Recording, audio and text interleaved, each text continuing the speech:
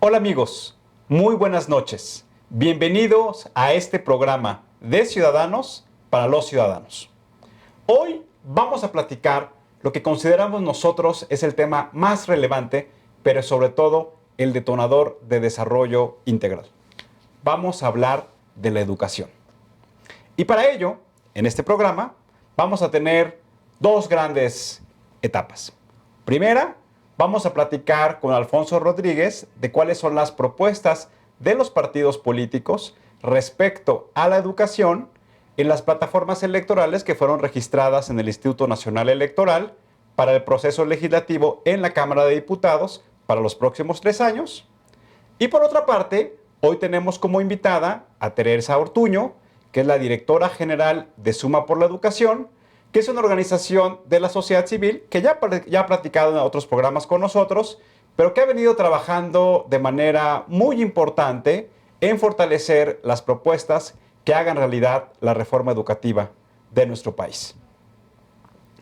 En este sentido, hace algunos meses, varias organizaciones de la sociedad civil integramos un esfuerzo conjunto que se llamó Juntos por la Educación. Y este esfuerzo lo que buscaba, y era como el principal mensaje que queríamos construir cuando nos reuníamos con diversos interlocutores, era la importancia de que la reforma educativa era la madre de todas las reformas. Porque un país sin un modelo educativo viable, en el que sustente la vinculación, educación y sector productivo, difícilmente puede tener las oportunidades y alcanzar los retos que está implicando hoy tanto la economía del conocimiento como la vocación regional que hoy tanto genera factores de competencia en todo el país. Quisiera compartirles ayer que estaba pensando en este programa. Tuve la oportunidad de llegar temprano a mi casa. Temprano es tipo 7 de la noche. Y una de mis hijas, la más grande que tiene 10 años, me pidió que le ayudara a hacer la tarea. Y su tarea era trabajar en un liderazgo, hacer una biografía de quien consideraba ella era un líder. Y ella eligió a Rigoberta Menchú, que como ustedes saben fue Premio Nobel de la Paz. Después de trabajar, vimos videos, tomamos un libro de la biblioteca que hablaba de su vida, me pidió que le platicara del contexto en cual se había llevado a cabo su lucha por la defensa de los derechos humanos, sobre todo de las comunidades indígenas y de las comunidades más pobres de Guatemala. Y cuando se fue a dormir, me preguntó, papá, ¿todos los papás como tú hacen la tarea con sus hijos? Y me quedé reflexionando. Y luego también cuando ya le di un beso para dormirme, me dijo, oye papá, ¿y qué es lo que tenemos que hacer para que todos los papás me ayuden como tú me ayudas? Y le dije, no sé, mijita, pues los papás tienen que trabajar, tienen que pagar las cuotas de la escuela, tienen que pagar la despensa, tienen muchos gastos y muchas veces los papás no pueden estar con los niños. Me dijo, oye papá, pues tú que estás en tu programa ese que se llama Buen Ciudadano, pues ¿por qué no haces algo para que los papás puedan tener más tiempo con sus hijos? Y esa es la razón de este programa. Esa es la razón de que muchas organizaciones de la sociedad civil trabajan todos los días sin obtener un solo ingreso, sino únicamente el aliento y el incentivo de querer un mejor país. Vamos a platicar con Alfonso Rodríguez. Alfonso, muy buenas noches. Hola Tulio, buenas noches.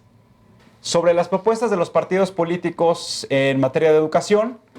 Como ustedes saben, hemos vivido en los últimos meses la posible o la instrumentación a través de las leyes reglamentarias de la reforma educativa, pero analizando las plataformas de los partidos vemos que todavía hay una brecha muy importante, un trabajo fundamental por hacer en materia legislativa, pero todavía se sigue discutiendo cuál es el modelo educativo que este país requiere. Alfonso, ¿por qué no nos platicas, como lo hacemos siempre de acuerdo a como aparece en la boleta electoral, por qué no nos platicas de la propuesta del Partido Acción Nacional en materia educativa? Claro que sí, Tulio. Mira, el Partido Acción Nacional propone facultar al Congreso para que pueda garantizar la evaluación de los magisterios.